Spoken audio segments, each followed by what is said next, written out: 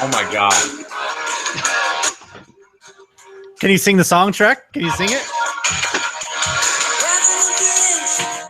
I have to just watch. I didn't I even wish know I about had this. aviators. Do I have aviators anywhere? Hold on a second. Hold on. Keep it playing. Here it comes.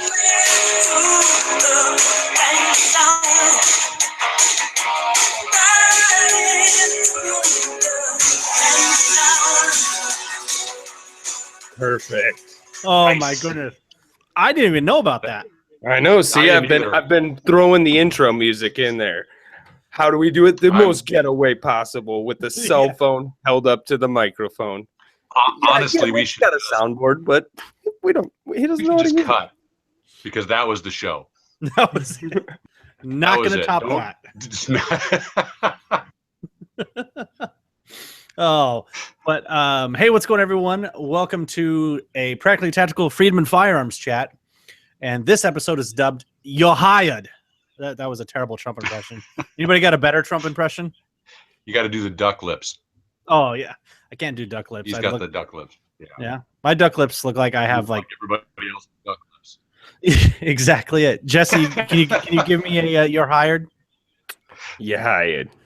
That's okay. It's a little weak, but it's more of "you fired."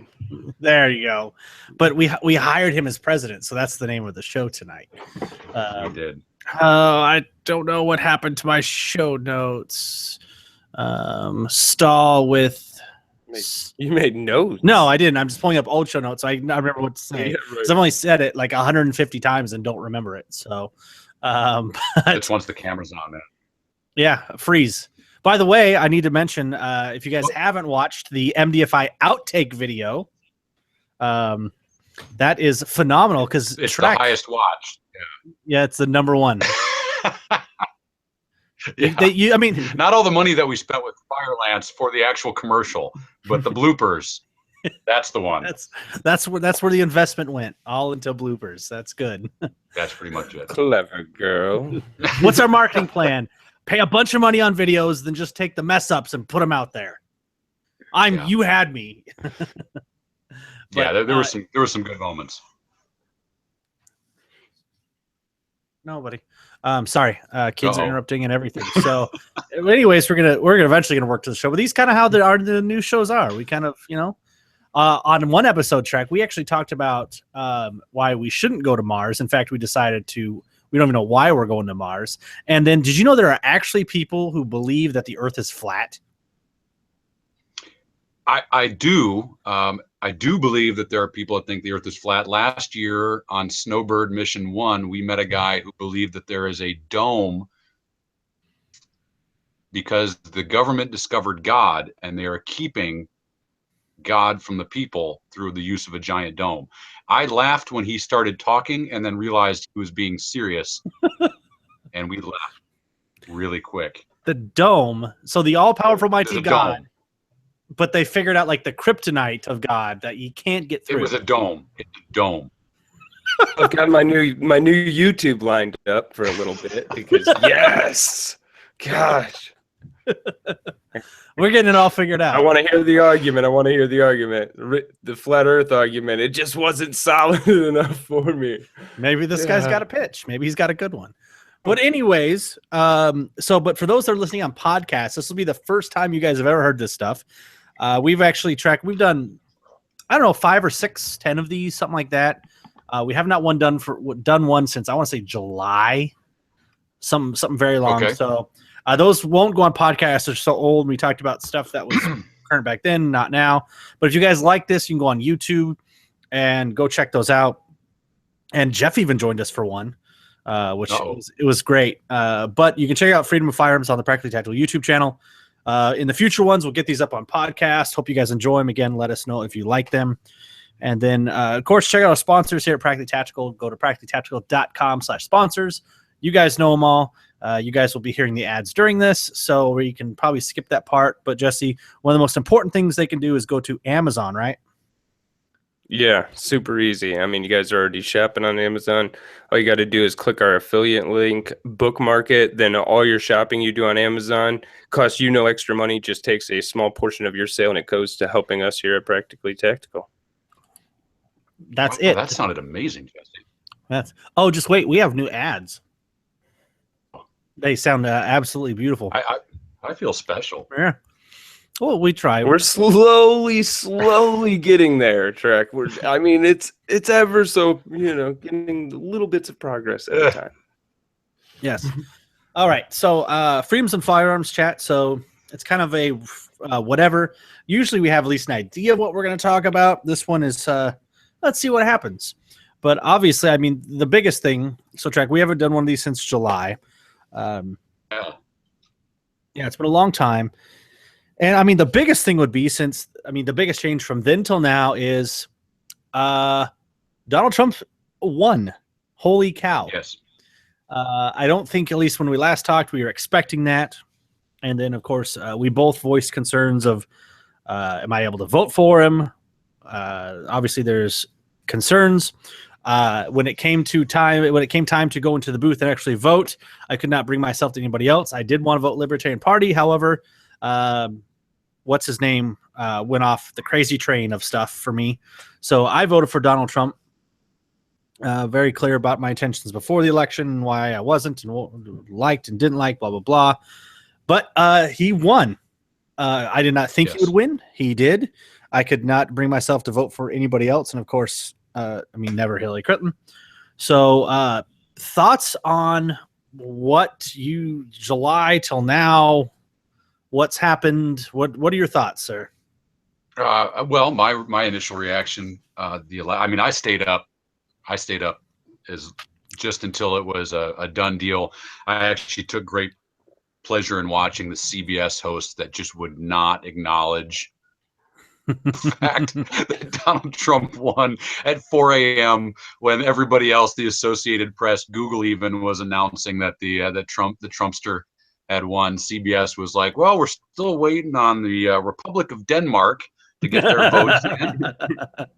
Yeah, it was now, interesting. So be honest, during the election, were you sitting there in full kit and white phosphorus nods? I don't have the Willie Pete, the standard, the old school green. Oh, I thought you had I'm a no night vision hipster. No, I've got just the good old green ones. But yes, I sat there in full kit, drinking a dirty martini, just waiting for the world to burn itself down. So, cheers. We're still here. We're still here. So, Jesse, Donald Trump is our next president. The guy who had a TV show called The Apprentice is our president. Think about that. Like, man, you never would have thought. Although The Simpsons predicted this, so think about that. You guys see that? You got to take a moment, go back. Let's go back to some of our great history, and that's Back to the Future. Doc Brown. When Marty McFly runs up to him in 1955 and says, who's president in 1985? He goes, Ronald Reagan. He goes, what, the actor? I mean, this is, it's kind of, we're kind of on a little bit of Groundhog Day. That's true. Sure. I forgot about that. But yeah, in regards to, I guess, the Second Amendment, I would say we literally dodged a bullet. How much that is, I don't know. I still have some concerns. I just don't, I feel like that, and for those that are just new to this chat or you're tuning first on YouTube, like, this is, we don't pull any punches. We say what we think and what we like, and if you don't like it, well, that's too bad. I don't know what else to tell you. Still do have some concerns about as to the commitment of the Second Amendment. I know he says all the stuff, and I'm hopeful that everything he says he backs up. But I'm worried about trade-offs. Like, well, we'll give you this if you let us have this, and we get some little thing. We take one step forward and then 3 steps backwards, kind of deal. Sure. But what are your kind of thoughts on the future in regards to Second Amendment issues with Donald Trump? And then, of course, technically, he really isn't the be-all, end-all because there is a Republican-controlled Congress and Senate. So that's where it would have to come from, actually. Yeah. Yeah, very interesting current setup with the government that's going to be changing out to very one-sided. The reality is, no matter how happy you are or how sad you are about the incumbent president, you have to be reminded that we literally just voted in. As much as people want to say, well, he's the outsider, look at the changes from the Donald Trump on the campaign trail to just after the election and how his tone changed to that of the politician. His handlers are now saying, hey, you are the president elect, so you can't go after Hillary Clinton like you were. His language has changed. Very interesting, like you said, is there's a lot of people that he made a lot of promises to. Myself is the family of Brian Terry, who he met with twice and said that he was going to get to or make sure there were people getting to the bottom of Operation Fast and Furious. So there's a lot of people, not just on that issue, but the Second Amendment, border security, all sorts of different promises that were made. I mean, going after a special prosecutor for Hillary Clinton with the email issue. So yeah, as you said, will there be trade-offs? He's going to make himself very unpopular. In his first year. I mean, his first year in office is going to be very interesting because he made a lot of statements that he's going to have to show action on. And and I say that in an interesting manner, he has a Republican controlled everything. So at this point in time, if you think about it, a politician can very easily say, hey, I wanted to do this, but the other side. There's no politician in any seat in our government now that will be able to say, oh, we couldn't get it done because the other side. So now they're really going to have to write those checks that they've been talking about for so long. So it's going to be a very interesting next 4 years for sure. Here's the reality. Are we still spiraling the toilet bowl? Have we started climbing out? We don't know. We'll find out. But you really can't, with the way our system was going and whittling away and whittling away and whittling away, you can't just go into one new president, expect things to go crazy. But as you mentioned, in the industry, I've talked to people, especially in the manufacturing side of the house, that have seen some very interesting economic things happening, purchase orders that normally are in, that are now starting to trickle in, that were in before, which probably had a lot to do with the election. A lot of people were either, hey, do I go to training classes or do I need to buy rights for Armageddon? And they were holding on their money, like, what new toy do I buy? Or are we going to need to buy fuel for our car? So a lot of uncertainty out there. I'm looking forward to seeing what it brings, though. Yeah. So, Jesse, what do you have hopes for anything? I really don't want to say maybe not just Second Amendment stuff, but got hopes for anything, or are we just hoping for just? I'm half tempted to say, like, you know what? If they don't do anything, I'm okay with that. Like, I'm fine without any more laws. I feel like we got a lot of those already. Yeah, I think back to like when we talked to Gary about kind of the election and presidents, what he thought about it. And obviously he said he's worked with like every president closely since Reagan. He's like, you could put a mask on each one and you wouldn't be able to tell the difference. I think like a lot of people are saying, you can promise whatever you want until you're the president. And then all of a sudden you're like, oh shit, I really don't have, the power to do it. I don't know. I think that's why a lot of people voted for Trump, because they hope that he's different and that he'll come in here and be like, shake up government, but yeah, I don't know, man. It's kind of a corrupt system. And I think we've seen a lot of that during this election, especially with the Hillary Clinton like scandal. And I mean, just all the shit obviously that she's lied about. So it's like, I think people are starting to kind of wake up, but again, it's one of those things. Like, what do? We elected our best chance, so I guess we'll see what happens, man. You know me. I'm optimistic. I'm a glass half full kind of guy. Jesse, it's interesting that you say that. There was an interesting topic brought up by I was talking to, but the most impressive thing to me was the conversation that. I think a lot of people on both sides voted for Trump to shake things up. And I think that why it was such a blind side, where even I was like, I'll be damned on election night. That was my reaction as I was watching the results come in.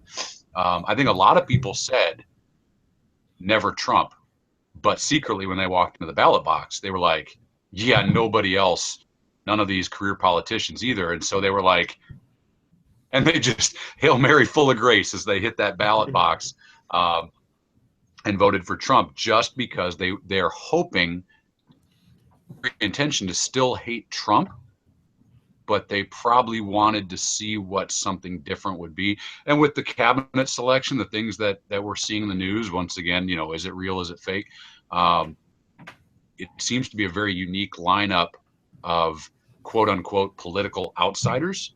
So it'll be interesting. Yeah, that's something that's looks to be hopeful so far. Here's what I mean. I don't know if you'd call Trump a businessman. I know he has the businesses and all that stuff. I haven't looked into him that much in the business stuff to know if he's an actual businessman, but at least what I'm hoping is he comes in and does what a business person does. And that is to, okay, who's the best person for this? And you put them there, who does this position or job or whatever the best, most efficient way. And then you put somebody that does it. So you basically don't have to do it. So I'm hopeful that that's what he's doing. But something I kind of want to go back to, what you hit on there was news and if it's correct or not, because the big thing right now is fake news. That's like a huge. Real news is talking about fake news, which is funny. This is Facebook. Yeah, Facebook. All of Facebook. That's pretty much all Facebook is anymore. I mean, it's something astounding. Like I did a report on this a couple years ago. It was like 60 or 90, somewhere in there, like percent of people get all of their news from Facebook. All of it. Which is incredible. I actually put up a meme yesterday, the day before. It said fake news ? You mean like Obama and Hillary blaming a YouTube video for Benghazi? But this is something that we've talked about before, Trek, of the media and the role. What do you think about this election cycle, how it played and what's kind of playing out now? And I mean, like, look at the polls. All the polls were wrong. Every single election expert was wrong. Like, they predicted this landslide for Hillary. It was the exact opposite. Do you think the media played a role? Do you think all the hype they did for Hillary, and in my opinion, at least the not the cover up of all the issues surrounding her, but the not really digging deep. Like, nobody was like, you're running for president being investigated by the FBI twice? Like, that's never happened before. That's weird. Yeah, I think a lot of people took the guess that the media was being incredibly biased with the polls. I think that was something that really, it didn't have to be emphasized too much, and they ate their just desserts when the results started coming in. Like I mentioned before, I think it was CBS News that was just it was a dark comedy to watch.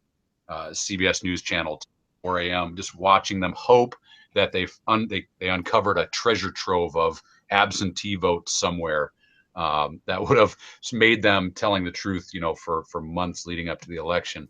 But we're seeing it right now. I had a good conversation with a trusted friend about, what will be the next play after the election. And I think we're seeing it now. What are we seeing in the news? We're seeing Russian influence in our election. They're now the recounts that are starting to happen. They're trying to find other avenues to get their way because the election didn't work out. The thing that I find the funniest about it is, do I as an American citizen have concerns if the Russians or I don't care what country it is, if they somehow manipulated our election? Absolutely. But at the same time, why is there not outcry with a foreign power possibly hacking the Democratic National Convention, which we should?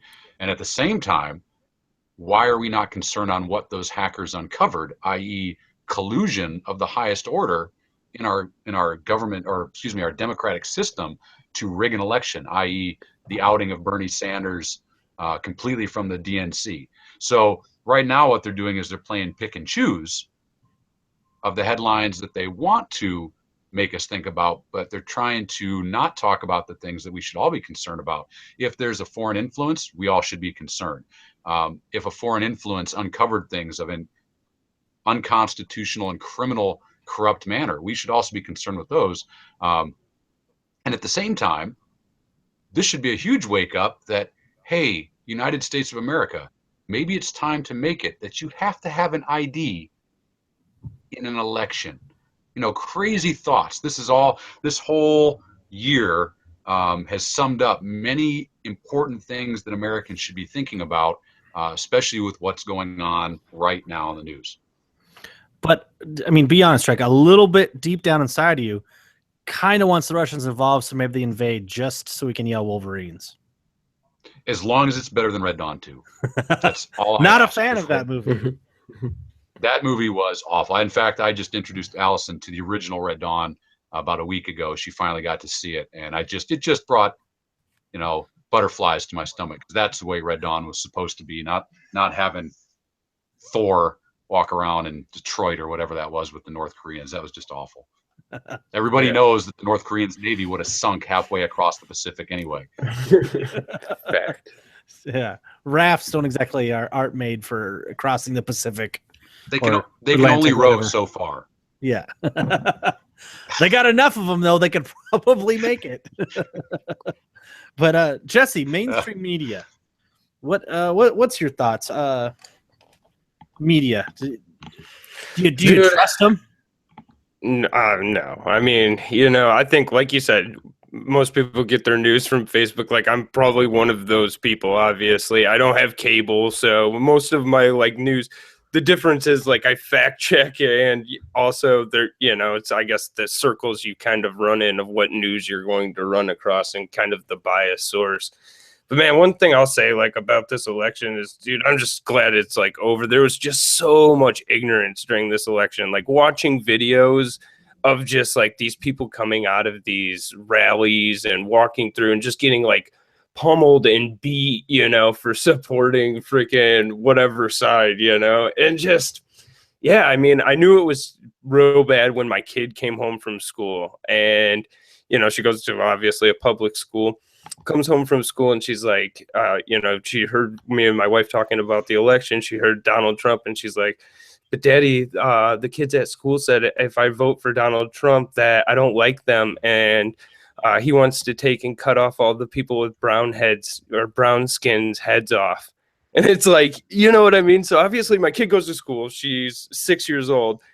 I mean, somebody's parents are saying this at home that, that you're racist because of who you're voting for. And again, it's just the ignorance throughout this entire election was just beyond anything I had ever seen. It made me sad for humanity. It's oh my God, this is what it comes to. And then you see it after the election, okay, it's over, thank God. But no, it's not. Now there's protest in the streets, and again, I'm just sad for everybody when stuff like that happens. Your thoughts on that, Trek? It was a shit show, and I can say that now, and you don't have to bleep it out. It was pretty bad.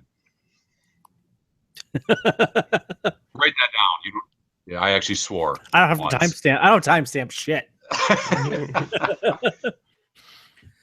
Yeah, that's kind of something I want to touch on that, because man, I don't know if there's we talk about a divisive country, and I'll touch on that later, but I don't think there's a way we can ever.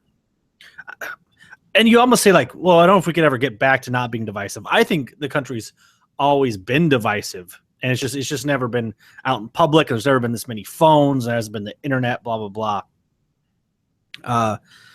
But I just had some other point I was going to talk about, and as usual, I forgot something. So yeah, I know what I was going to say. Sorry, did you guys see the video of the one lady that at school, her kid said he was going to vote for Trump, and she comes home and she's yelling at him to get out of the house, to move out of the house because he wanted to vote for Trump. Holy shit. That, you got to be the biggest piece of shit parent. I mean, that's just the way it is. You shouldn't even be allowed to have kids. I mean, this kid's bawling and screaming, and he thinks his mom is kicking him out of the house, and he's 8 years old. You have to be a student election. Yeah. That, she probably didn't even vote anyways, probably, or she thought it was real. But man, a real piece of shit to put your kid like through an emotional thing like that. All because of a president that you don't like, or in your kid, and the kid probably didn't have a clue what was going on. I mean, he's a kid. We really shouldn't be pushing politics on our kids anyways. Push morals and values and let them decide which political party that falls on. Well, anyway, sorry, I just wanted to mention that because that I could take that lady out back and just beat her. Yeah, well, you're right. It's very divisive, but the problem is it's not Republican, Democrat. It's not even libertarian, liberal. It's multiple different rifts in society. Now, you and I have talked about, all of us have talked about this on the show before. We've got, we have individual. There's an article that I'm trying to figure out how to write it, and it's the title that I'm throwing around is "The Dangers of the Don't Tread on Me" attitude. And what I mean by this is we've talked about with the ficus and what's the name, Jenner. What's the dude that was now the chick that was the dude? Whoever it was. I was a Kardashian of some sort.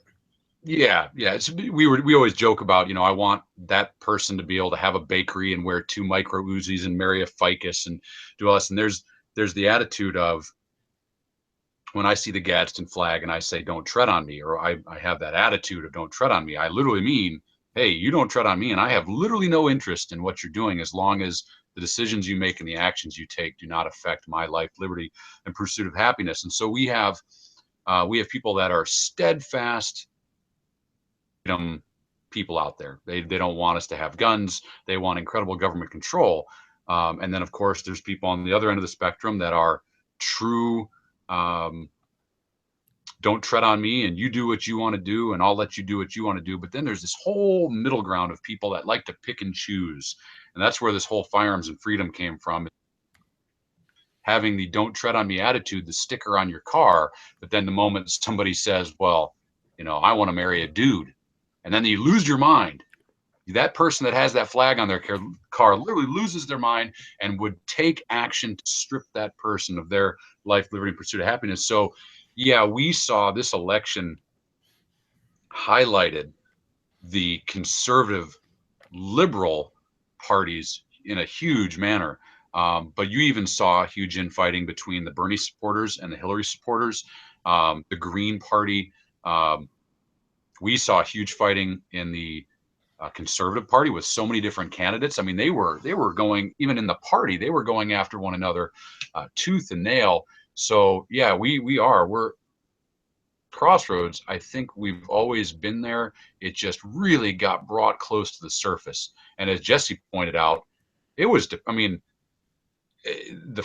any social media feed was just depress me immediately. Let's just start reading and see people literally making incredibly either obnoxious, dangerous comments on a third-party controlled network, not thinking about the consequences of not only their own words, but how it could be taken by friends, peers, things along those lines, all about something that they probably don't even have the full picture on. So yeah, it's very interesting, and I think we're going to see it, especially as the inauguration comes and goes. It's not going anywhere for a while, and I don't know what you can do, because we're at this part in our country where if you try to say, "Hey, I disagree with you, but let me tell you politely my side of the story," people have this knee-jerk reaction to screen between them and just immediately shut the other person down instead of having dialogue like we were sitting across the table from one another. So yeah, the humanity of good discussion and disagreement seems to have gone the way of the dodo, and I'm not sure what we can do to bring it back. Oh, by the way, it was Bruce Jenner, then Caitlyn Jenner. Thank you. There you go. But while we're on that subject, so somebody on chat was like, I think he's new here, so welcome. But he said, what's your guys' idea of freedom? So I need you to give him the quote, because that's the best way I know how to say it. My idea for, I'm trying, what quote was this? The ficus stuff, the whole. Oh yeah, I mean, I don't know. Let me check to see who this was, but the ultimate definition of freedom. I mean, it's life, liberty, and the pursuit of happiness. And as long as you live in a manner in which your daily actions do not actually, and this is very important, do not actually tread on another's life, liberty, and pursuit of happiness. Why can't Caitlyn Jenner have a bakery that's for blacks only, while dual wielding micro Uzis, married to a ficus, smoking a joint that person bought, who's going to either grow as a business because of their business decisions or go under because of their business decisions. But as long as we're not treading on somebody else, that's freedom. And it's the dangerous part. They always talk about dangerous freedom of, do you have the intestinal fortitude as a grown adult to allow another person to stand across the street on their little sliver of this earth and live the way they want to, while being offended to no end, but they're not actually hurting you. You're just getting butt hurt about it. And that really is it. A lot of people can't hang there. And that's the unfortunate truth. I don't know. To me, Jesse, it seems simple. Like, I'll do my thing, you do your thing, and if your thing doesn't affect me, and if my thing doesn't affect you, we're cool. Fact. Like, is that like too hard of science? Like, or maybe it's math. One of those things that's easy. Yeah, Common Core. I think the problem is now, like, man, we've got definitely a pussification. Like, if you look at like the 50s and like just the playgrounds kids played on and shit, like we were, tougher back then than now. I think now, like, we have such information that like people get all these facts all the time. And then they take what their beliefs and they turn them into their own facts, and they try to push them on you as facts because we're in a day of information and I can't be wrong. This is what I've heard. This is what I believe. And they try to push it on you, And I think, again, I don't know, maybe technology's to blame. You didn't see this back in the day, or maybe it just wasn't talked about, wasn't as abundant. But I don't know. It seems like we're definitely dividing more as a nation. If you look like back to like the JFK days and fuck, even 9/11, man, we really came together. And then now, fucking look at us now. That's a significant change, man, in only a short time period. So I don't know. We'll see what the next 4 years brings. I'm excited. We've gotten to the point where somebody that has a contradictory idea than ours is an insult, and it needs to be a painting. It needs to be something that is taken in, analyzed, and studied. And if that painting moves you, then you analyze why it moves you, and then you adjust yourself accordingly. Used to do an exercise as a military instructor a long time ago, and it was very interesting. I had to stay completely neutral, and with all different walks of life, all different career fields in the Air Force, I had to make a very outrageous statement. And all they had to do was get up and move to the left or the right side of the room in an agree or disagree. And then we had essentially a conversation where everybody got to say their point. And the thing that I found the most amazing was these statements. Should abortions be allowed in military hospitals? I think was one of them. And I had to keep my point of view completely out of it, try not to show any facial expressions when I said it, to tell people if I agreed or disagreed. And it was amazing to watch, where if you took away the other people's ability to yell back at the person that was speaking, you'd actually see people that would process the information of what somebody else was saying. And you'd see people throughout the exercise crisscrossing across the room because something somebody said would actually change their mind.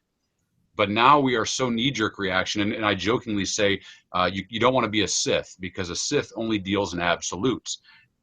If we have that mindset where we're right and there's no way that we could be wrong from our point of view in this tiny little space that we occupy, that's dangerous. And we see that in business. We see that in our social circles. We see that everywhere, where people just cannot allow another person to articulate their point of view and intake that information and respond polite manner. So that's one of the most important first steps right there. That's bullshit. That's bullshit. Exactly. I'm just gonna yell louder. Loud noises. The brick. We call that the Brick Tamlin approach. The Brick Tamlin approach. Thanks, Trek. The final step is a hang. Bears, Trek. Now we're all in danger. It's called Anchor Man. Oh, you know what we need? You know what? I don't know if me and Jesse talked about this on a show that we recorded or not, but I think what would be good next time we all get together is we put on a movie and then we do like Mystery Science Theater 3000 with us just watching the movie with the camera behind us and just put on some terrible movie. I don't know if the world's ready for that. Jesse, do you think they're ready for that? I don't know. You guys let us know. You just tell us. Yeah. And we'll see. We'll see about making it happen. Because Trek's a movie buff as well, for sure. Oh, yeah. All up here. Like, yeah, Trek's a big movie buff. And I think we could come up with a good one, like Orgasmo. Like, who's seen that? Like, yeah, that's terrible. If you have not, I'm telling the audience right now, if you have not watched that movie, thou shalt go and watch that movie only for the end credit music. The Man song. The Man song. If you, in fact, just Google that right now. That's our outro for tonight. The Man song. Yeah, there you go. You'll find it. You'll find it. Yeah. Oh, yeah. Man, yeah. I don't remember what else I was gonna say here. I'm having this problem lately. I'm not drinking enough water. I can tell you that's a problem. Not drinking enough water. You literally have like 2 feet of frozen water all over the ground outside up there, and you're dehydrated. It's against the law to melt it and actually drink it, so you can't do that. You've got to actually get it out of your sink. That's probably actually true. Like, I would get sued for eating snow, but it was yellow. I don't care.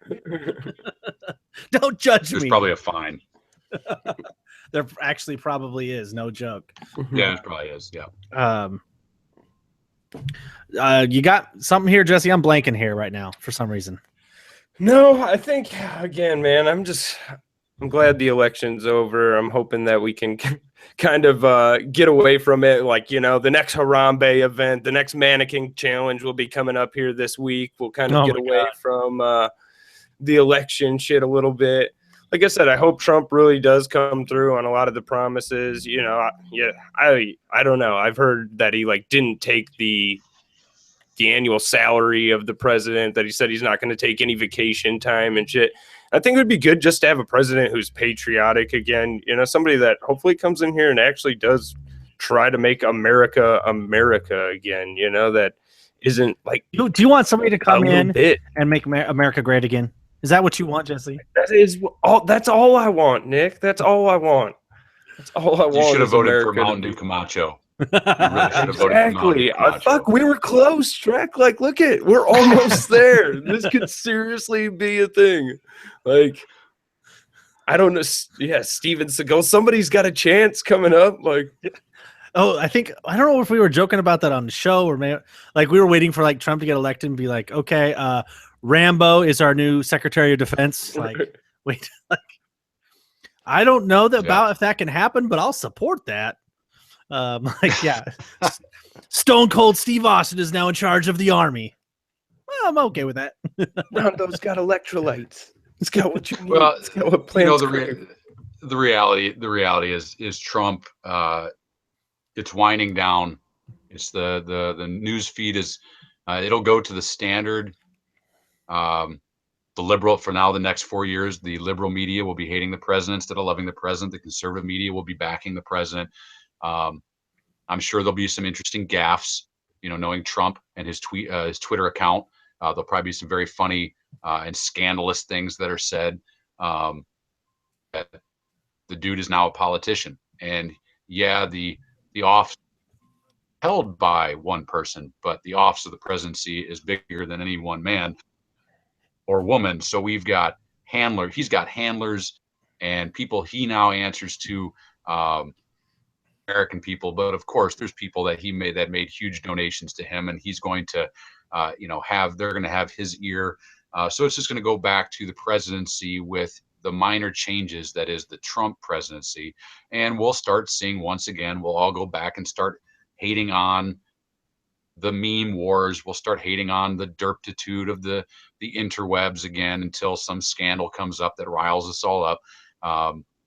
And what we just need to do, though, is we need to now not let that mass of just time wasting awfulness that is social media, that is the majority of stuff that we spend our time online doing, and realize, just as we talked about before, forget Trump. We now have a government that, as of January, will be out of an excuse of why something couldn't get done.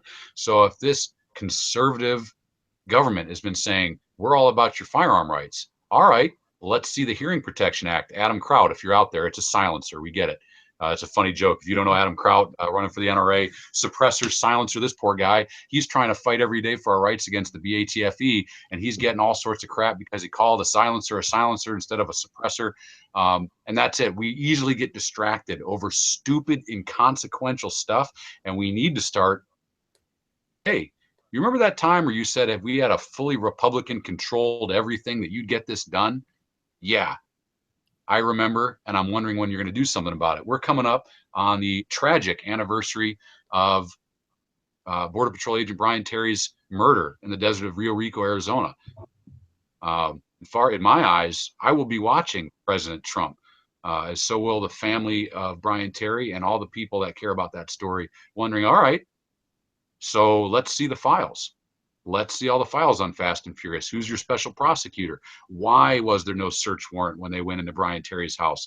Why has nobody been held accountable? You now have the party. And oh, by the way, there's no Democrat that's stopping your investigation. So we need to throw off all the crap that's out there. Just cut it away like a bad parachute and hold the fire to the feet of our politicians, because I don't care who they are. They now have all the power. Within reason, constitutional reason, but let's get something done. Yeah. So I remember my things I want to talk about here. The first one was kind of, and you hit on there for a second too, Jess, or Trek, about, like for example, Adam Kraut. For those that aren't familiar, he does shows on the Gun Collective, legal stuff. It's I definitely watch his stuff because it's nice to actually hear a lawyer talk on the internet about lawyer stuff about guns. I know you actually should seek knowledge from those that are involved in it. So that's kind of the point of the show. Anyways, yeah, so he made a show about NFA stuff and silencers, and somebody's like, oh, it's a suppressor. And no, it's not. It's actually a silencer. It's a silencer with the ATF. When you file your forms, it's considered a silencer, blah, blah, blah.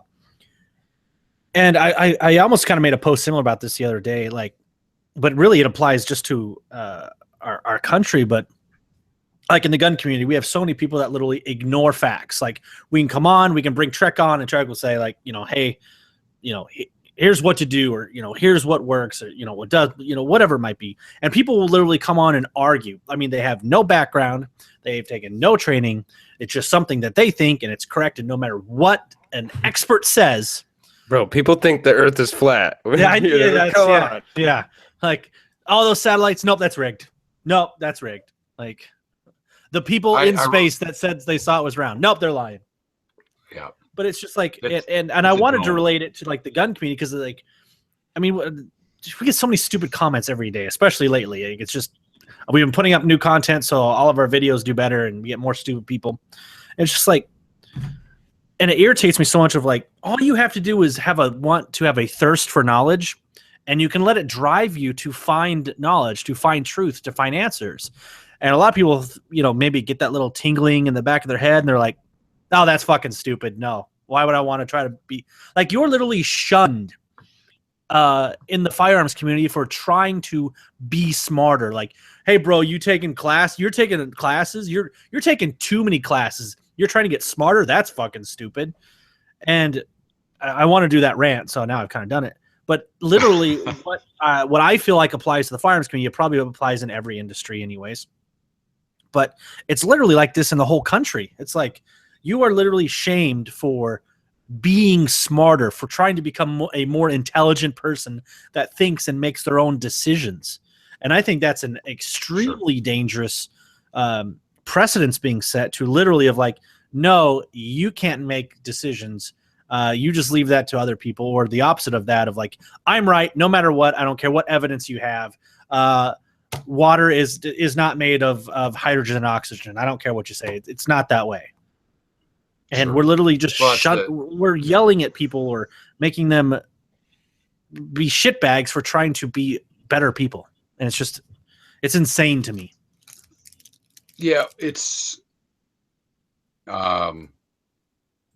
interesting that you bring that up. There's a lot of dangers from multiple different facets with that. The fact that information might be skewed because it's intentionally putting out there that's skewed. There's people that refuse to acknowledge information that's presented to them. And here's the worst part. There's people that are willing to check the information that even they were told is good information. People are losing, or a lot of people are losing the ability for critical thought and self-awareness, realizing that at the end of the day, it's going to be their pass or fail. Doesn't matter who told you the information, it's going to be your pass or fail. So for example, research something on the space shuttle. I'm probably going to go to NASA. I'm going to go to their website. I'm going to look things up from NASA. But at the same time, if I'm starting to get a career in rocket propulsion, I can't just rely on NASA. I have to start looking at, yes, NASA has policies and procedures brought on by their rocket scientists. But if I'm growing in a career in rocket science, I need to get all of the information, because when I'm in charge, I need to be putting my own policies and procedures based on things that have been proven to work from my point of view. It's dangerous when people just, because somebody said it, but then if you ask them, well, why? Why does that Glock 19 work? Like, oh, because just somebody told me it was the best gun out there. And I know they're a superior weapon system, don't get me wrong. But out there, we need to be critical. And that's a very important thing that I ask of all my students. And I tell them it's not a trick question. If I see them do something, I walk over to them and I go, why did you do that? And I'm not asking them because I'm going to make fun of them. I might have a suggestion based on my observation of something that I see that works better in my humble opinion, i.e., I'm the instructor, so maybe I have a few more hours of doing it than you, but I'm not right because I'm not you. So what I want to see when I ask the why question, critical thought response on why you did it. And the moment where I get people that say, I don't know, bingo, what we've hit is you did not know why you did it, so you weren't thinking critically about what you were doing. And if we can get people to start saying, oh, I did this because this, and then you can say, well, hey, from an outside point of view, did you notice you did this? No. Cool. Well, try this next time. And now they put their experiences that have worked for them with an outside point of view. And that's it. We need to build critical thinkers, not people that are yes men, no men. We need to get people that literally will take it in, analyze it, and base it on them, and do they believe it'll work, and will it work for them in the real life? And that goes across every topic in discussion out there. Jesse, I remember when you used to work for NASA. Didn't you work in the propulsion system? I think it's hilarious that we're telling people how to be just decent human beings. You know, it's like, here's how you have to do it. Like, no, seriously. So you just don't be an asshole, right? Like, you actually you ask questions and then you learn and shit. And people are like, damn. Wait a second. If I'm not mistaken, you guys told people that you didn't think we should go to Mars. So just throwing that out Yeah. there. Well, I'm just saying, like, you know, it's like Mars is an undershot. It's like we're shooting for the moon in the 60s and now we're shooting for Mars. Like, come on. We need to be shooting for, like, freaking Andromeda Galaxy. That's where we need to be heading. Because they're right next door to one another. Exactly. It's literally like just a jump from the moon to Mars. Like, we haven't figured out antimatter. We haven't figured out nothing yet. We're in the Stone Age. Me and Jesse were talking about this at work today. It's like, okay, Mars, like, no, fuck Mars. Number one, well, okay, we know it's uninhabitable. We know it's filled with red dirt, i.e., we already have that. It's called Oklahoma. Like, Done. The color of their football team is red dirt. Okay, like, you want Mars? There's Oklahoma. Like, that's the only state I've ever driven through where I had to pull over and stop because of a dirt storm. The same problem that, like, our Mars probe stopped working, like dust storm. I frankly think that we should stop all space exploration, because you're going to run into, you're either going to find good Matt Damon or bad Matt Damon. Truth. And nobody wants to play those odds, because here's the reality: either it's good or bad Matt Damon, you will get killed most likely. So just throwing that out there. That's how you shut down a conversation right there. That's yeah. I got nowhere to go from there. Matt Damon. Have you seen the episode where Sway talks to Neil deGrasse Tyson? Oh, does Trek know about that? I don't think anybody knows about that. You would have to be in a certain kind of circle to know about that. Somehow I stumbled across it, though, so let me tell you about it. Sway from, I don't know, BT, MTV, you know, one of those TVs. He used to be like maybe an announcer, maybe a DJ, something on there. He has his own podcast or something, had Neil deGrasse Tyson on.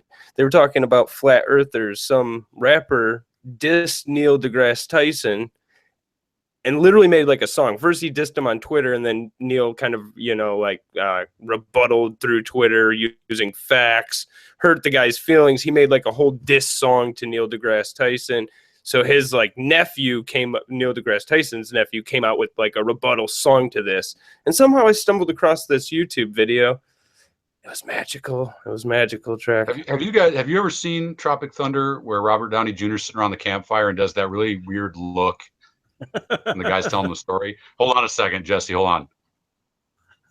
Is that the look? Is that it? That's literally like, that's the best I got. That was a story. I don't even know where that went, but it like melted the inner core up here.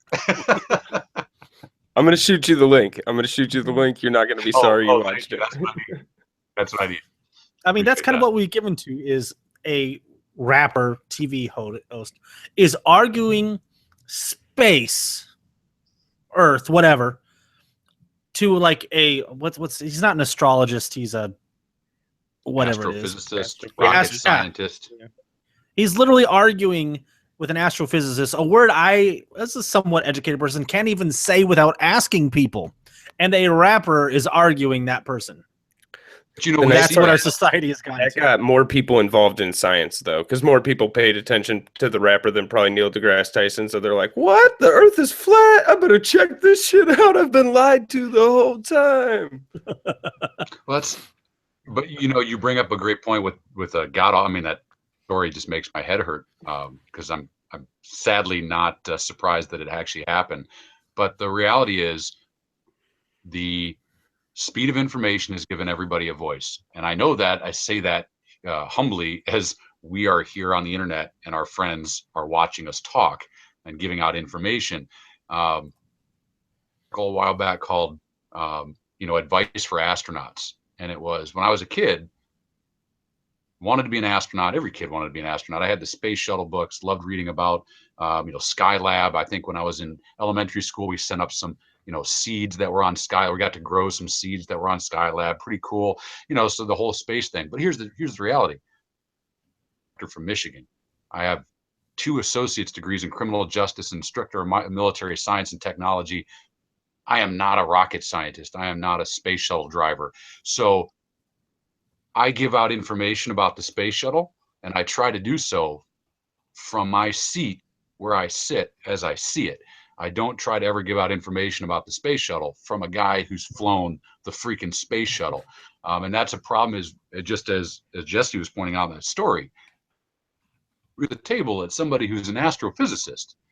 And even though you really believe that one time when you were at grandma's house, you thought you saw the edge of the planet, you might want to listen carefully to the person that has the experience. And that's a big problem we see. We see this in the firearms and training industry all the time. I mean, we had the conversation about the shoe stopper, the muzzle stopper specifically designed for the boot. And it's not, I get people were coming to the defense of it. They're saying, yeah, it's designed so you don't scuff your boot with an unloaded shotgun. And it was more of, guys, we're not thinking outside the picture. We're not thinking critically. Why are we doing that? Why? Versus, I get what it's for. I get you can do it safely. But if there's so many other options that don't possibly involve you blowing a foot off, what if I had you wear that on the square of your forehead? Would you put a shotgun barrel, albeit unloaded, on to protect my hat? So yeah, it is terrifying. We need to, but this all goes back to that root thing.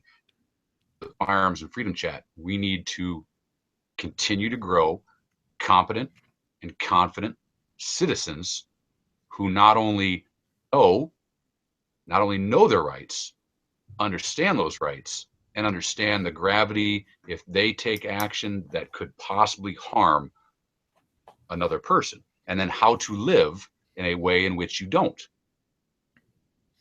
Easier said than done. Far easier said than done. I'm just waiting for the email Trex to get. Hey, Trek, I heard you talk about this product on Practically Tactical. Do you have a link for that? I almost bought one. What product? The other day, I almost bought it. No, that product about putting an unloaded gun to your forehead. Do you have a link for that? It's right there next to the AR-15 pistol stock that goes on your jaw. You can find it right next to that at Walmart. Seen it. No, wait. I seen something even dumber. It was a magazine that's got a fan on it, so it cools the barrel of your AR-15 in twice the time. Swear to God. An actual magazine with a fan on it? Yeah, so like you put the bullets, but built around the magazine. It kind of looks like a D60. It's like a little big, you know. But yeah, that's an actual fan that blows up through the magazine, through the barrel to cool it off, man. I have two statements. One, that scares me beyond all get out because that's where we're headed as a country. And two, I need your shipping addresses you're getting for Christmas. So throw that out there. Very important. I need to know those addies. Oh my goodness. Yeah. You know what? Trek, just keep it for yourself, buddy. You just keep it for yourself. Give one, and then you give one to the lady friend. That's right. Keep those. So here was something kind of, everybody's so divisive, and it was funny too. Really during the election, it seems like when the wave was hitting, like I watched MSNBC. Like I don't have cable, but you could literally go on your laptop and stream it live online, and then via my Apple TV, I actually put it up on my TV, and I mean, I called it the 4 hours of hilariousness of Rachel Maddow, and Chris, what's his name? The tingle up his leg guy. Chris Matthews. Sure. Chris Matthews, the guy that got a tingle up his leg about Obama, whatever. Like, as this wave was hitting, and they wanted to kind of just ignore what was coming to them. It seems like as the more things went for Trump, the more they talked about just how racist people are in this country, or how ignorant they are, and really literally dividing the line of like, well, anybody that voted for Trump is just a loser. I think there was one actor that was in Boardwalk Empire and some other shows, and the Superman movie, the bad guy, that literally said all people who voted for Trump should be killed or hung or something crazy. Like, what about this divisiveness that supposedly is going on in the country? It looks at least there's divisiveness going on in the country. And do you think it's going to get worse, or when Trump actually takes office, things will get better? What are your overall thoughts on that? It's extremism is going nowhere. And in the speed, once again, it goes back to the speed of information. Everybody has a voice, and especially if you're some sort of movie star, you have a bigger voice with a bigger following, and it gets shared faster and it gets around. Were there? I mean, let's be honest. Were there KKK, neo-Nazis? You name your white supremacist group that were all about Trump. Heck yeah, of course there were. Were there Marxist, Stalinists, communist supporters that were all about Bernie Sanders giving out the free phones? Heck yeah, there were. Are there extremists on every facet of every single thing in this life? Yes. And here's the reality. You sit down across the table from somebody and go, yeah, I see your point. It doesn't sell on TV. So what do we see all the time? And this is when we talk, if you just go back to the things that you and I normally deal with in trying to educate firearms stuff, this is why the 100 home defense scenarios, or the concealed carry scenarios, or open carry scenarios, where a responsibly armed citizen criminal act that involved lethal force or serious bodily harm. Nobody talks about it, but the guy who leaves the gun out on the counter and the 13-year-old kid finds it and shoots his little sister, everybody hears about it. That guy, the ADCO Firearms. Oh my we God, just saw yeah. this going viral. We had Dum Dum McGee with his I got me a CPL and I'm going to go into ADCO and get some of these night sights put on, and I'm not going to responsible citizen to maybe carry another gun before carry a gun for self-defense and then box up and unload the gun you're going to have gunsmithing work done to. Or here's a crazy idea. I have my carry gun that I want night sights on it, and I go into the store and I say, hey, could you tell me what options I have with my Glock 19? I'm currently wearing it right now, so I'm not going to take it off, but I could go unload it out in the car and then bring it back in for some gunsmithing. That guy went viral because he is an extremist. He's an extremist. And so, yeah, we're basing everything off what we're being fed. And what we're fed is the tastiest food, and the tastiest food to you and me. I mean, there's a reason why traffic jams on eastbound traffic for a westbound accident occur. It's because everybody wants to see what happened on the other side of the highway. And we all get ticked off when we get up there and realize that there was nothing slowing down traffic. We are slowing down society with the exact same thing. We keep getting baited into just thinking about these few idiots like the guy in Hollywood that said all Trump supporters should be killed. What a twit. But he makes great coverage. All the while, there's 100,000 Bernie Sanders supporters that are concerned about Trump that would sit down with a cup of coffee and be like, I'd like to hear your point of view. And that's the worrisome part, is we are being fed. I think there is problems out there, and we have extremists out there on both sides, of all sides. But I think if you find the majority of Americans, they're kind of like meh at this point. They'll wait and see before they actually lose their mind. But you would never know it by what we're being told we should be outraged by. Yeah. Just my 2 cents. You have 2 cents, Jesse? No, I agree. I think the media is a business, man. So yeah, boring shit doesn't sell well. You got to pump up those headlines like, yo, this dude's trying to grab pussies. We can say whatever. It's awesome. Yeah, I would have had to probably beat that before. We didn't talk. Yeah, I mean, it's been a long time since we had that. That came out. When did that? About a month before the election. Something like that. The audio scandal. 11 years. Yeah, I think it was like who 11 cares years. about the emails or even Benghazi or any of that shit? Like this dude, you know what he said 11 years ago on a bus to one of his buddies? Yeah, this guy shouldn't be our president. Here's my thought behind the whole thing. To my beautiful lady, I was like, listen, first of all, I was in the military. If you think people don't talk like that all the time, yeah, I even loved the guys. Oh, sweetie, I've never talked like that. You know what? You're a liar. And a lot of the stuff we say is chauvinistic, and yeah, that's just human nature. And you know what, ladies, I'm sorry, but you've talked the exact same way about guys. And there's all these people out there playing holier than thou. But here's the issue. Regardless of my personal thoughts about how tasteless it was for someone running for the presidency to get caught on tape in such a situation, which doesn't look good for our country, easily to glaze over is that if that audio had been held on to for 11 years for Donald Trump, who is nobody, just a rich dude, why a month before an election for the presidency of the United States does all of a sudden it come to light? And that's what enraged me. Any thought that I had of that audio swaying me went away with the fact that we were clearly being played as a country.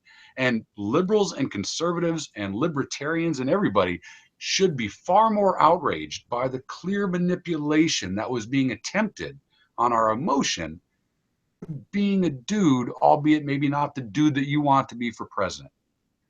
And I guarantee you, if you dug into the fly on the wall of the Hillary Clinton camp, you'd probably hear things that would make a nun die. So, find me a politician that doesn't have some scandal. Find me a human being that doesn't have skeletons in their closet. It happens.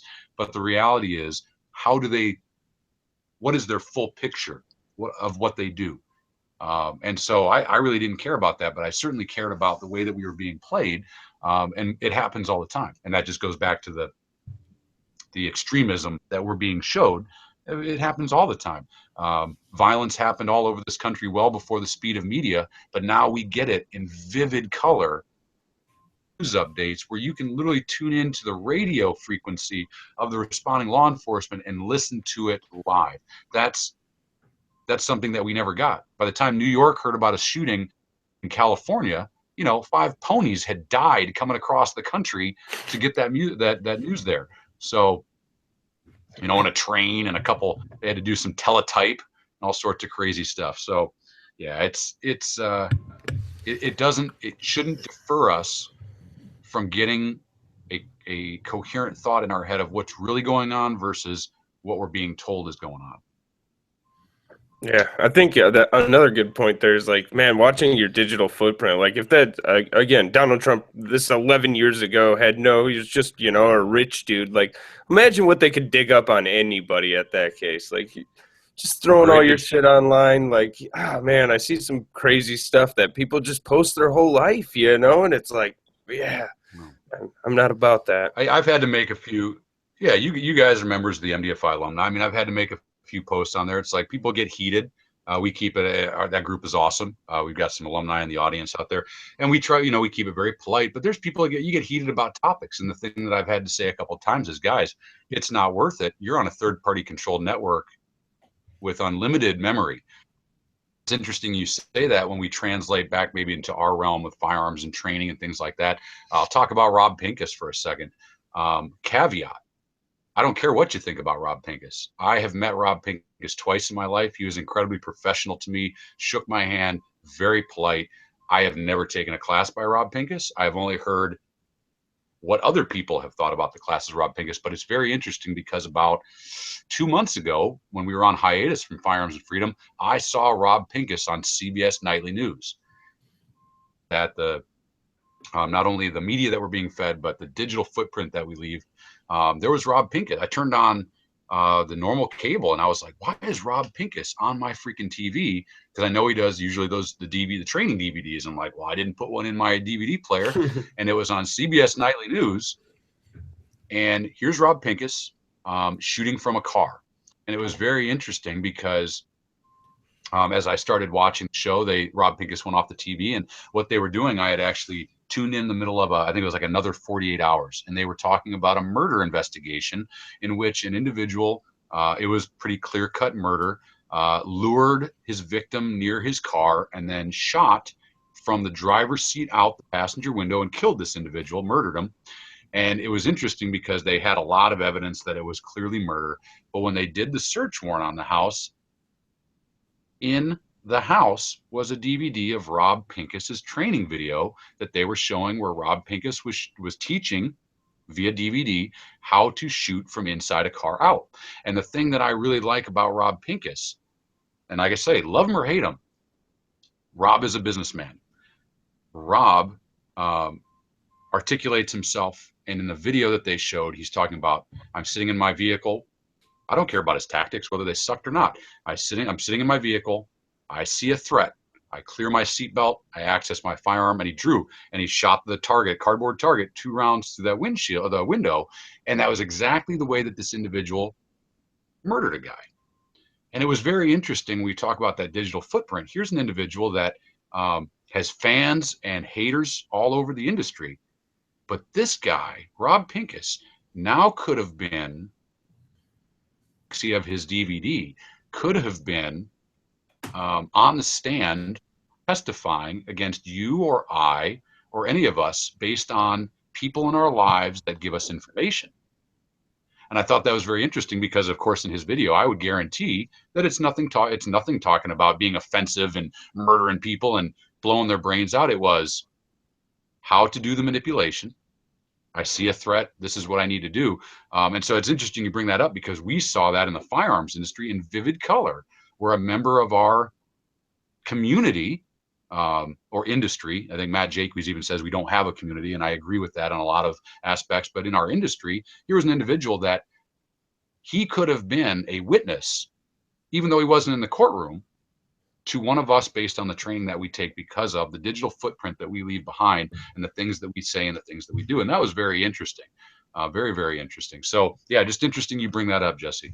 No, and I think, that's something that we preach on here is, making sure that you vet your instructors, because taking that VADA consulting guy or whatever his name is, for example, like say you get into an altercation and you have to use your firearm and that's the guy that your reputation's got to come from, it looks terrible on you. And also, Trek, speaking of the Rob Pincus DVDs, I'm going to need your 10-digit grid because I've got a Christmas gift idea. Oh man! I think he just mails those out. I think Rob just sort of indiscriminately mails those out. So I'll probably get some by just mail anyway. But, oh yeah. Well, here's the good news, Jesse. Good news for you, at least, is if you ever had to go to court, they at least got Cooter and Randy to back you up. So true. Yeah, that's gonna look real good. Like, so what happened was you should probably let Jeff know that he needs to get in character for that testimony. Exactly. Here's what we're gonna need: some Red Man, a couple of tap out T-shirts. Oh my God, some gold chains. They took my high point at the metal detector. That's I think those things are made of zinc, so I think you're safe going through the metal detector. You're probably safe. Yeah, you're probably safe. Oh man, who do you have for witnesses? Cooter, just last name, or no, Randy. Yeah. Or Randy. Yeah. Does he have? No, just Randy. That's my defense witness. Oh my God, that could be such an amazing video, guys. I'm here. I'm just gonna be taking the rap today, so just go ahead and let my buddy Coot go. I'm just gonna be taking the rap for him. But you gotta do it in like this would be our first like mini series, like like thousands and tens of thousands of dollar production, and like a 3-part Cooter and Randy series of like, number one, we film it like Cops, but from the cops' perspective of the TV show of Cooter and Randy. Then like the actual like legal court case where they just make a giant joke of our court system in a hilarious way. Then the third part would have to be prison. Oh my God. All right, amazing. Patreon folks, we need to raise $10 million. Right. We just need a measly $10 million. HBO, we need you to just pick up the show. I don't know if there's room on IMDb for Jeff. He's got a couple accolades there. Yeah. So. Yeah, I told you. Yeah, it's Sanchez, the Navy SEAL. Okay, hold on. I had to look it up. He's got an IMDb. Told me about it. I had to look it up. Yeah. So here's how this conversation came about. What Trek is talking about is, we were talking about so Trek is going to be on here in a week or two. We got to figure out which day it is, and we're going to talk about some good stuff. But Jesse, just see the video went around of that guy that draws the 1911 and shoots into the ground and flies around. Yeah, the IDPA match where he shoots coming out of the Serpa holster. Is that what you're talking about? That was actually a training class. Not. Oh, was it? Yeah. But it's that. And then so me and Trek were kind of talking about the video and the terrible things that came about that. And then Trek was like, it was probably that 8-hour gunfighter class, and I responded with, well, how else do you become a Navy SEAL? And then he responds, well, hair gel, a lot of hair gel. And I said, well, Jeff's a Navy SEAL because of that, and he played one on TV. You can't get any closer than that. That's all it took. So yeah, for those who know, Jeff is on IMDb. He played a Navy SEAL and had an eye patch, I believe. I have not seen the episode. And I know we've tried to get it, but it's like $4? It was on a soap opera. Yeah, it was like you can buy it. It's like $4 or $8 or something. I mean, I'm not gonna spend money on it. No, we can't do that. I tried to download it, but it wasn't even out there. No one wanted to throw it up. So if somebody out there can find it on the internet and send it to us, he was on like 2 episodes of The Young and the Restless, something like that. So if somebody can do that, that'd be great. It makes me love Jeff just even more. It really does. Rue the day when you class, I could have gotten it. Yeah, we need to get you two together sometime soon in a class together. Like not the tracking one, yes, but like actual in a firearms class. Oh God, Jeff being Jeff. Be nonstop movie quotes. I don't know if there'd be any. Yeah, I don't know. Yeah, Jeff is a little bit of a movie buff, Oh yeah, yeah. but like weird movies. Like he always, Weird Weird. movies. yeah, that's what it is. um, but okay, sorry, back to the subject now. We wander a little bit nowadays, but it's fine. I was going to talk about the weather during this show, but somebody would be a dick about it, so that's not going to happen. Tan lines Flip-flops and for life. everything. Yeah. I'm just saying. Next year, I can't wait for you to text me pictures of snow. It's going to happen. Our house is buried under like 2 feet of snow right now. I'm so happy. Next year, though, you'll be there. Yeah, that's true. So back to this. Maybe we should gear this towards ending on a positive note. Is best case the next 4 years? What happens, Trek? Yes. Say it again. Best case scenario, and then maybe realistic scenario, whatever it might be, of what would you like and hope to see the next 4 years out of president or country or whatever? What would you hope to see come out of this? God, no, you in the perfect example, it would just be,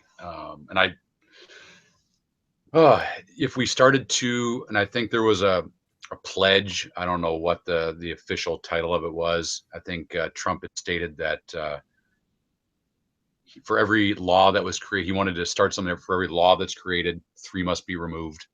Oh my God, that'd be That's amazing. a good start. We have so many.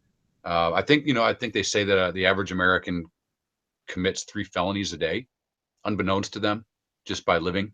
And of course, they are the thing about that is, yeah, you're not going to get called on it because it's probably something that sneezing. And I know there's laws in the books in some cities, like sneezing next to a horse is a felony because it's from the 1800s that you could cause a traffic conundrum or something like that, or get somebody killed.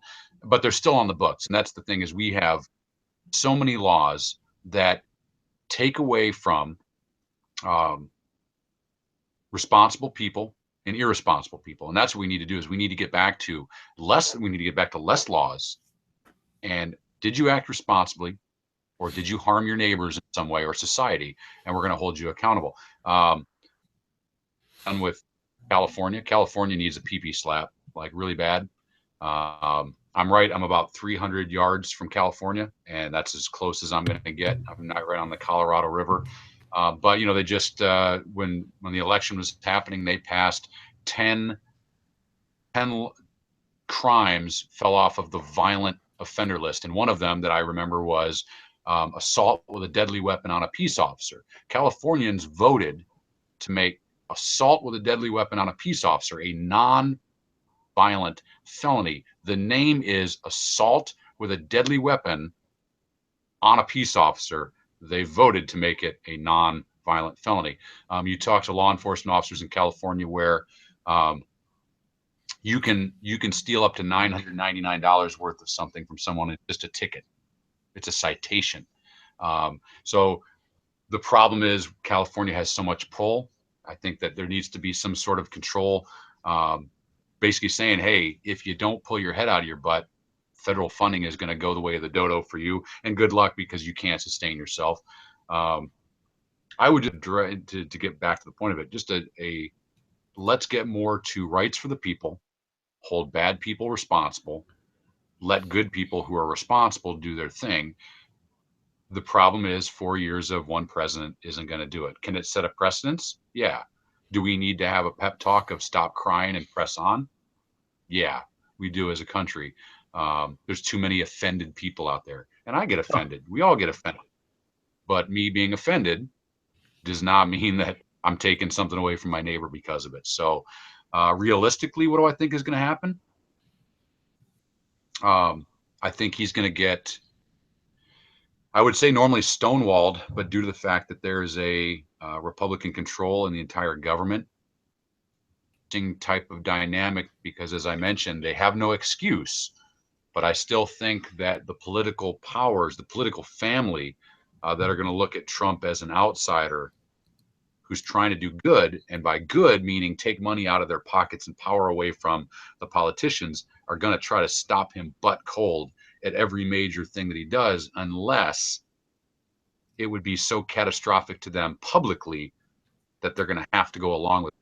So what I hope realistically is that Trump keeps his very boisterous, outlandish self to the American people and starts calling out politicians that are not doing their job. And I think that needs to happen. We kind of need a little bit of the ghost of Teddy Roosevelt to walk into Congress and start punching people, yelling huzzah once again. So, yeah, I mean, realistically, are we going to see anything crazy? Probably not. But if we can stave off the loss of more Second Amendment rights, if we can stave off the more loss of individual rights, and maybe give this country a taste of, if it was done correctly, what it could be done if somebody doesn't care about the paycheck, doesn't care about the notoriety of being the president. He started off well.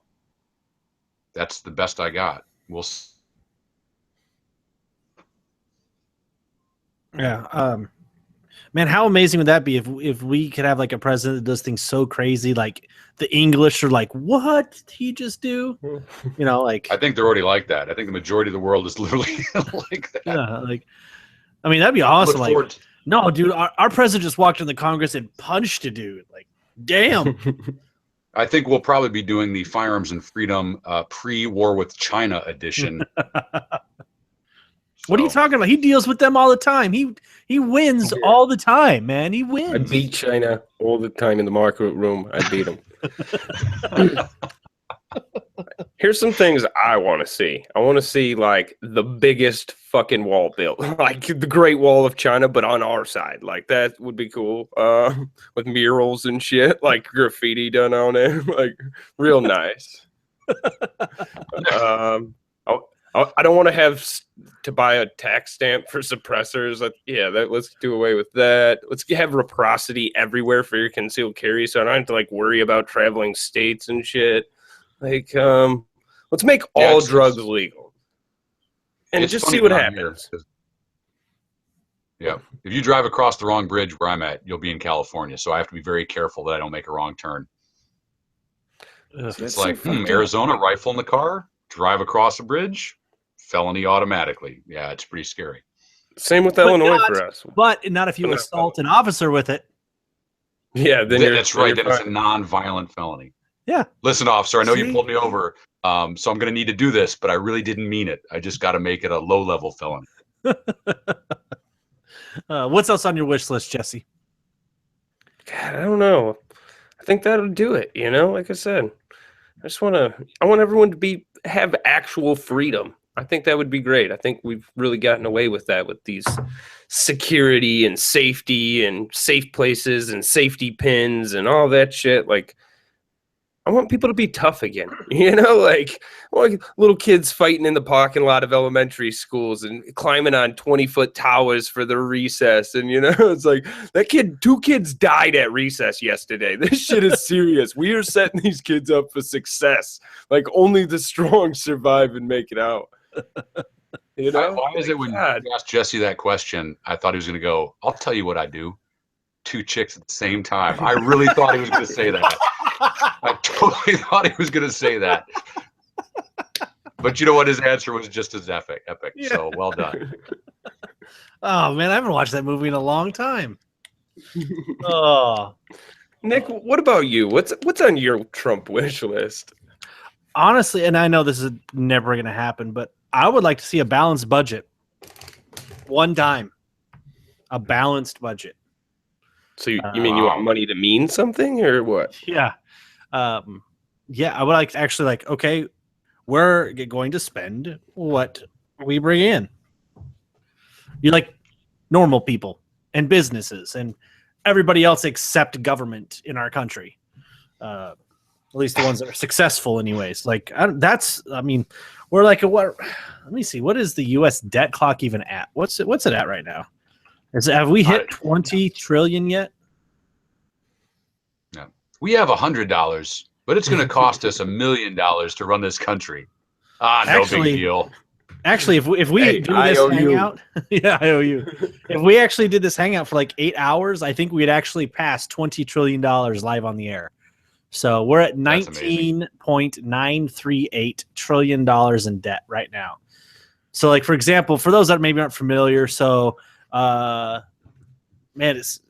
like 19 trillion 938 billion 114 million, right? Am I getting my? And then it just hit 800,000 now. So I'm going to tell you when we've racked up $100,000 in debt. Hopefully this helps. So we've already surpassed $75,000 in debt, and we just hit another $100,000 now. Don't worry. Next tax season, as soon as they get their tax check, they're paying it all off. It's fine. Like, to me, that's huge because, I mean, obviously, yes, I would love to have freedoms and the Hearing Act and all this stuff. But the one thing that will end the country, and I don't think a lot of people are prepared for what happens when a nation defaults on their debt. Is the debt. I mean, this is something we can't avoid. Eventually, it will make us default if we don't do anything. I mean, do I think we're ever going to do anything? No. Do I think anybody that will come into power has the balls to actually say, "Hey, we actually have to cut spending like a lot"? I don't think it'll ever happen. But eventually, we're going to default on our debt, and then all of basically the freebies will, when we have to ostracize. I'm not saying that word right. Ostracize. There we go. Ourselves. There you go. Like, that's going to be the zombie apocalypse when all the people that just live off the government are cut off instantly in literally one day. They're so well behaved on Black Friday. So Right, I don't know what you're talking about. Or when Trump wins the presidency, they're taking all of this really well right now. So I'm sure it'll be fine. But that would be my big thing because, I mean, this is a freight train that's coming our way, whether we like it or not. And it has to be addressed at some point in time. But I feel, as usual, it's just going to be kick the can down the road, and until somebody's going to be a scapegoat for it. So, and usually it's the person that says, "Hey, we shouldn't be doing this." They'll get blamed for it. Sure. That's honestly my biggest one, because you have to look at the future, and obviously all of us as parents, what's our number one goal in life? It's to make our country, make our lives, make everything better for our kids. And I feel like we're doing the absolute opposite of all of that right now. And the biggest thing is, to me, is the debt. Because you have to get money. Our and so government's kind of like Ricky Bobby's dad. It's taped Yes. in that Yes. kilo underneath the car and telling us to drive. That's really what's happening. This is the best way it's ever been put. I get it now. That's really my number one wish. I mean, same thing as you guys, but to me, it's like at some point in time, somebody has to address this, and nobody really has. To me, like that, this was one of the things that I thought would be a big issue during the election. Wasn't a thing at all. Like $20 trillion. I don't think it was brought up during the debates once. I highly recommend. I am a movie buff, but if you want an entertaining movie that will scare the crap out of you, The Big Short. If you have not heard of the movie, I'm sorry. You need to search for The Big Short. It's about the housing market collapse, and it's told in an incredible layperson's way. It's got an all-star cast. You'll be terrified by the end of the movie. The Big Short. Definitely check it out. So you're saying we need to invest against them right now, right? Like, that's how that movie goes, right? That's it. Yeah. I mean, that's what I'd bet. If I had to bet anything, I'd bet against us. I mean, look at the track record. Crazy talk. Yeah. But that's all I have for tonight, unless you guys got anything to talk about. And I mean, yeah, it's great to be back on. Yes, it's good to have you. Hopefully we'll do this again, and maybe next time we'll actually have an idea of what we're going to talk about, and maybe even some notes. And this was just the icebreaker show for you, getting you back, letting you dip your toe in the water. Now you're like, okay, I regret it, but maybe not as much. All right, got to ease you back into it. Yeah. But speaking of, let's talk a little firearms training at least. So for those that have never heard track before, obviously go listen to the shows that Trek has been on. But Trek runs MDFI.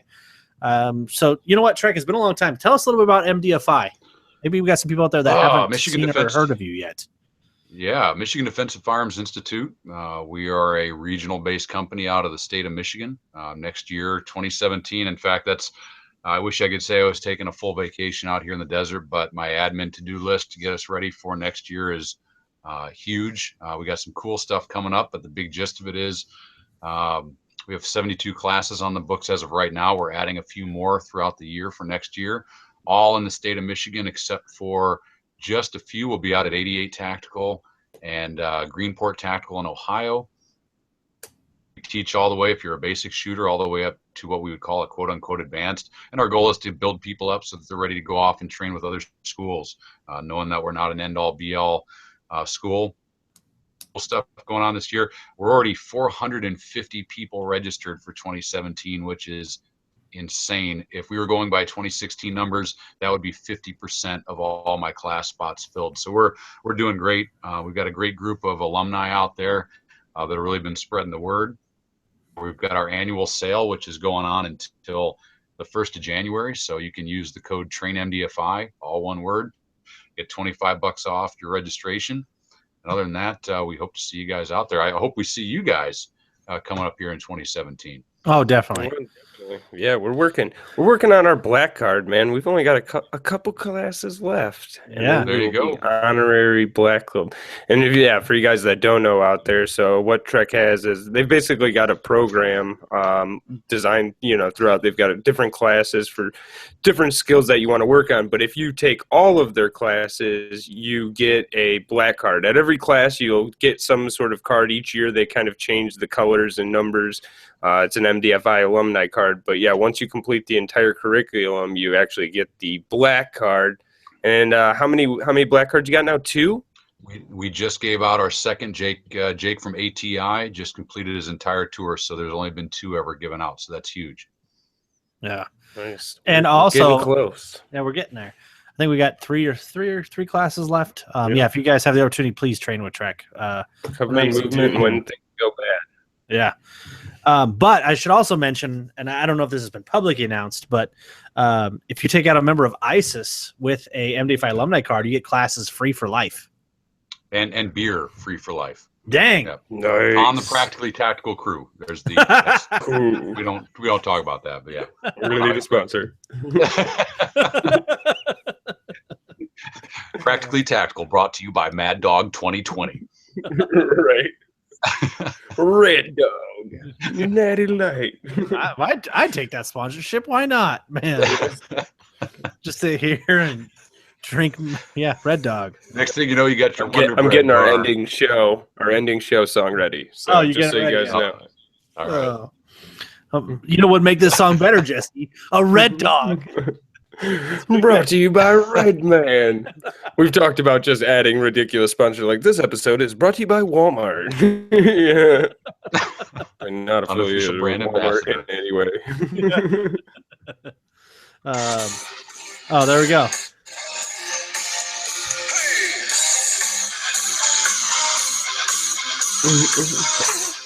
I don't even remember the song at the end track, but you gotta listen.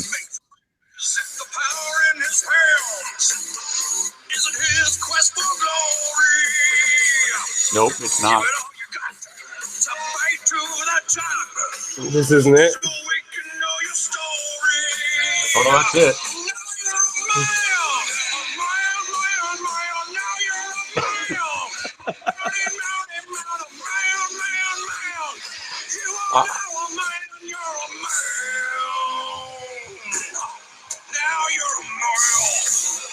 I'm telling you, you make that as a ringtone, you will call yourself.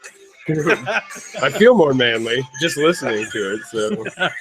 So, that song is going to go in the podcast, hands down. There you go. It's going in the podcast. Nice. But there it is, guys. I hope you guys enjoyed this. It's been a long time. We'll definitely do more of these, and we'll have Trek back in the show now that he's done teaching like every single weekend and has internet and Wi-Fi or ish stuff. So expect to have Trek on a lot. It's been a long time. So Trek, it's good to see you again, buddy. It's been way too long, and we missed you. For sure. Absolutely. Thanks for having me on, guys. Yeah. So for everybody out there, again, go to practicallytactical.com. You can go to /sponsors and check out all the stuff. You can actually MDFI has their own little home away from home on our website. So you can go to training, click on MDFI, get a bunch of MDFI info on there. There's AARs with our classes at MDFI, listener classes. So go check those out. Tons of pictures as well. And of course, the AAR for the tracking class just came out a little bit ago. So be sure to check that out as well. And we shared the story on the show of Matt finding the hunter that got lost. We shared that on the last show. So that was amazing, and good job, Matt, again. So I hope everybody out there liked this. Freddie Oh, sorry. What were we saying about Freddie? I'll tell Freddie. You guys said, I'll tell him you said hi. I'm going to see him in a couple weeks down here. Oh yeah, nice. Awesome. So everyone on podcast, hope you guys enjoyed this. We'll have more of them. Thank for everybody on YouTube for tuning in, and you guys had an amazing conversation out there. So as always, guys and gals, we thank you for tuning in and listening to us, as we greatly appreciate it.